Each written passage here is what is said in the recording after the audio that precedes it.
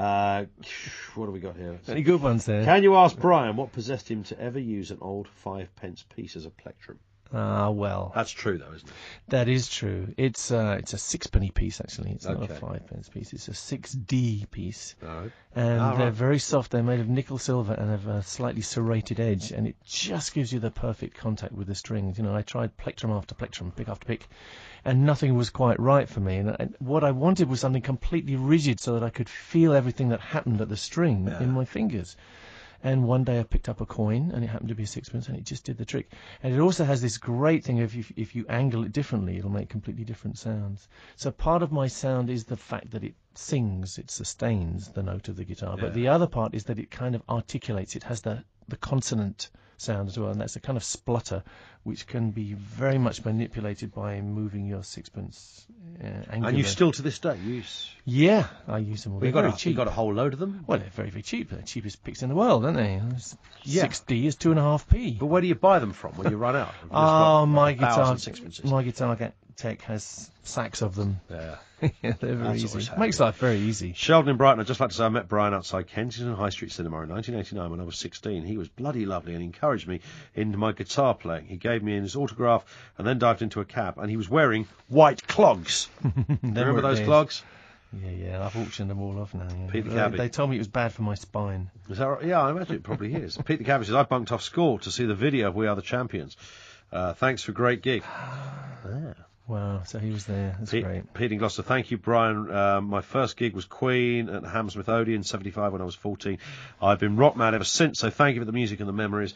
And after all these years, my favourite Queen track is the Fairy Fellas Masterstroke. Good one. Oh, thank you for that. Matt in Reading, tell Brian I remember walking miles along grass verges of the A48 dual carriageway in South Wales to get to Cowbridge? As a 10-year-old child, to buy my 7 Seas of Rye.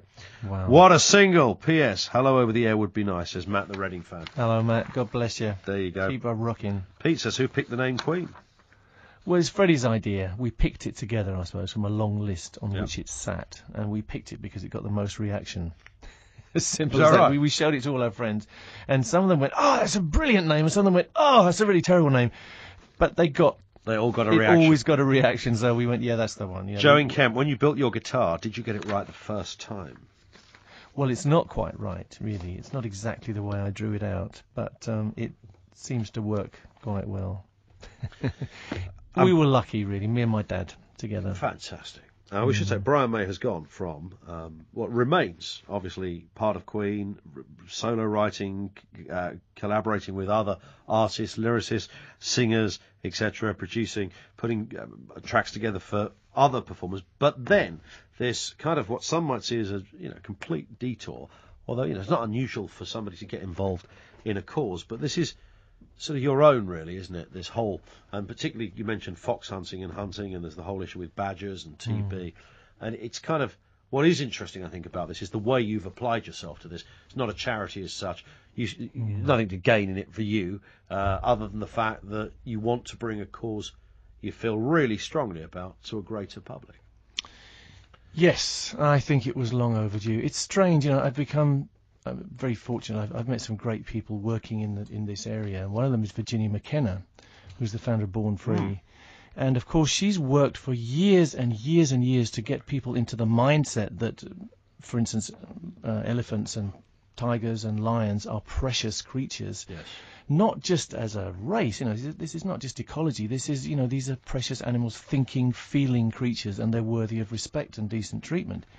And it's taken quite a long time for that to come around. So people now, on the whole, there's still a few assholes in the world who want to go out and kill everything. But on the whole, people will go to Africa, and rather than wanting to take shots at the animals, they will want to photograph them, and they'll want to understand them and live with them. And that's a great achievement that people like Virginia McKenna have managed to pull off.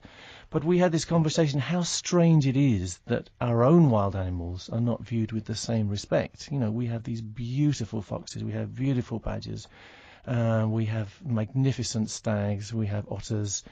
There's a whole panoply of amazing creatures, very intelligent, sentient mammals, very much like us, So why don't we think they are precious? We think we've now understood that lions and tigers are precious and they're threatened. Why don't we understand that our own animals that we live with around us are precious as well? And the big question, I mean, you may think, you're probably driving around in London, you're a taxi driver, you're driving around and you think, well, what do I care about badges in the country? The question is, what kind of a world do you want your children to grow up, your grandchildren to grow up in? And personally, I want a world where we have our animals around us and we understand them, and that we're sensible about them. They're wild animals. They need to be treated with care and respect. And in a sense, we are a wild animal as well. And there's precious little difference. That's the strange thing when you look at it. All this stuff about, do animals really feel is rubbish. It's patently obvious. It's a no-brainer that these animals, their genome is almost identical to humans. The rat's genome is almost identical to ours. So why wouldn't they feel joy, feel pain, feel anger, feel all the same things as we do? They just don't have the same language as us, and so we're not able to communicate. But to me, this is a vital issue, and I want to try and I'm not going to change the world, but I can sow a few seeds, I hope, in people's minds so that they bring their children up to understand that these animals are precious. They're animals just like us. They want to bring up their babies the same as we want to bring up our babies. The web address is www.save-me.org.uk. That's right, isn't it? That's right. So we'll give that out again. We'll put it onto Twitter as well. We'll make sure everybody knows about that. It'll go on the talkSPORT website too. We take a short pause. Brian May is with us. We've only got about 5 or 6 minutes left, but that means it's enough time to play Queen or Green after the break. I know that Brian is just more than excited. This goes up there with, recording the Seven Seas album. Can't wait. He can't. I've never seen a man so beside himself. So hopefully before he legs it, we'll make him stay for 5 minutes longer, and we're back after this. Brian May has just told me I scare him. Because he's so well informed. I'm embarrassed here. Look at me. No, very, very good. We should point out, Brian, that the badger issue we were talking about, which is all about bovine TB and this being stopped, and you feel very strongly about this. But people can get involved in the debate. Yes, there is something you can do. I mean, look, if you have about 3 hours of your life to spend, you can go to the DEFRA website and see what they say and see how they try to justify what they're proposing, which is to kill 80% of badgers in the TB hotspots. Now, if you've got a bit less time than that, because it's rather impenetrable, the DEFRA website. DEFRA stands for the Department of Environment and Farming and Rural Affairs. And these people who are running basically the countryside are pretty much all farmers now in the new government, which really means that they can't be impartial. They can't be looking after wild animals. All they're going to do is look after cows and sheep, etc. Very good for them, but someone has to speak up for the wild animals. Sure. So I don't know if people know out there. I think on the whole people don't. The government is proposing to go out and just slaughter badgers next year in the name of trying to cure bovine TB in cattle, which is a man-made problem essentially. And all the scientific evidence points to the fact, you can believe me because I'm a scientist, there's a lot of things I don't know about and you do, but science I know a little bit about. All the scientific evidence has pointed to the fact that this is not going to work. You do not eradicate bovine TB by killing badgers. It's going to probably, especially the way they're proposing to do it, which is licensing farmers to go out and take pot shots at them in the dark and chase them to the farm next door, it's probably going to make things worse. It's almost certainly going to make things worse. But due to extreme pressure from the National Farmers Union, that's what they're going to do, unless we make a fuss. Now, if you care at all about the future of wild animals, what you can do is go and respond to the consultation that they've put on their website. And if you go to save-me.org.uk, we've done a little scheme which makes it easy for you to do that. It'll outline all the questions which they ask and how you can respond. It's not going to put words in your mouth, but it's going to inform you of what the issues are. So in the space of about 5 minutes, you can have written an email to DEFRA saying, we don't think you should be killing our badgers. We think you should be solving the bovine TB problem in other ways. And believe me, it's possible. Okay. So please do. The consultation closes on December the 7th. Okay. There's no guarantee they're going to listen to us, but it has to be said, and save-me.org.uk. Have a look at the save our badgers, folks. On a lighter note. Yes. Here we go. And you nearly did something brilliant here, Brian. You nearly talked out the time, so we didn't have to do the quiz. Which I know was your little. little. Come on then. But it's time for a bit of Queen or Green.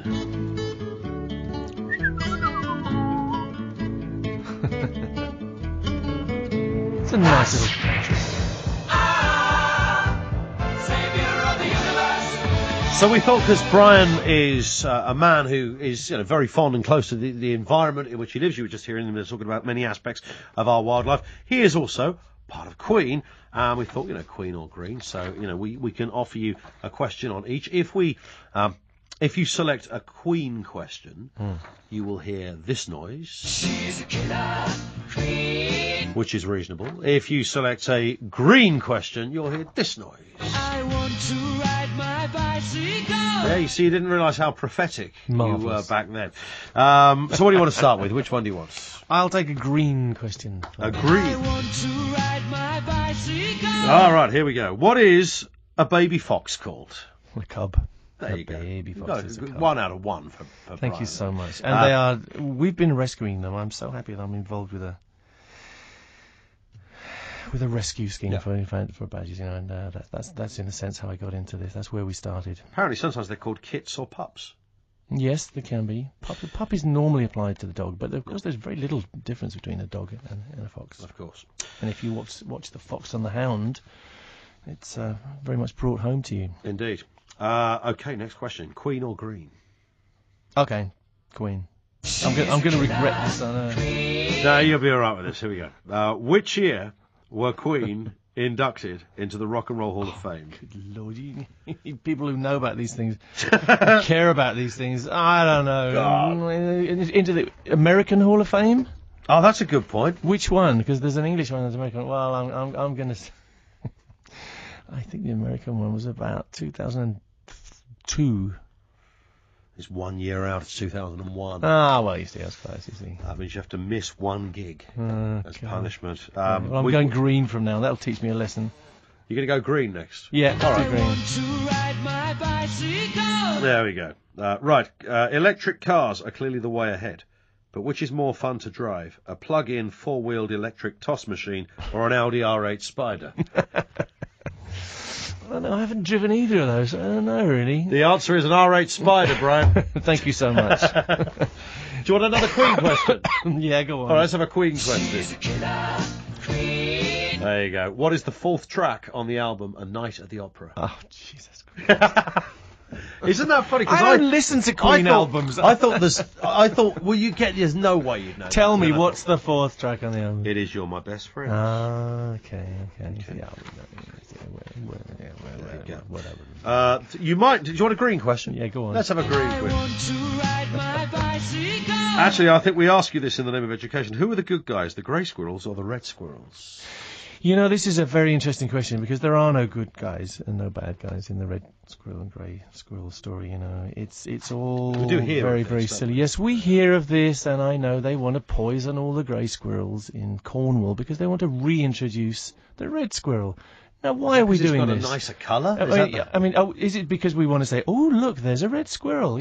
Who does that benefit? There are no red squirrels in Cornwall, and there haven't been for many, many years. The whole ecosystem has changed, and all the evidence shows that if you try and reintroduce them, they're probably not going to do very well, because that's what happened in the Isle of Wight, where they're not doing very well. So, I think we should stop playing God. Whenever people start interfering in the natural world, it's disaster. And 2 interferences do not make a right. 2 wrongs don't make a right. So I would leave the poor sods alone. And this business of I know the grey squirrels carry this virus, but what's happened is the grey squirrels have an immunity to this virus, which the red squirrels haven't yet developed. It will happen. And, all we're doing is again, trying to play God and let's kill some animals in order to benefit other animals. I don't get it. I don't agree with it. I think it's amateur ecology and false science. Okay. We're out. Brian, it's been brilliant, sir. Thank you. Have you enjoyed it? I have indeed. Even the Queen. Well, I have to say you put some work into that, didn't you? We didn't even get around to asking when Roger Taylor's birthday was. Oh, good grief. 26th of July. I've got 6 months to save up for another gift. You need Rhys Thomas in here, who's just won the mastermind competition. He's amazing. He's an old mate, actually. He knows much more about me than I do. That website is save-me.org.uk. We'll put all the linkage up through our sites and the like.